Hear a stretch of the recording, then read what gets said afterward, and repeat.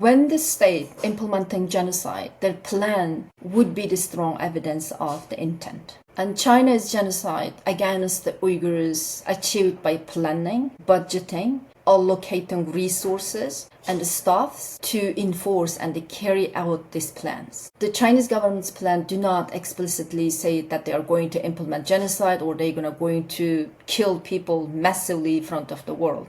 But they implemented genocide policies. These policies, this action itself, speak of the intent. And Chinese government and high-level officials who planned these policies and know very well that these policies are destructive and they saw fatal consequences and how Uyghur population dramatically declined because of these policies. But they are continuously implementing these policies. And this is a general intent too. And that means Chinese state or Chinese state representatives has both special intent and the general intent here.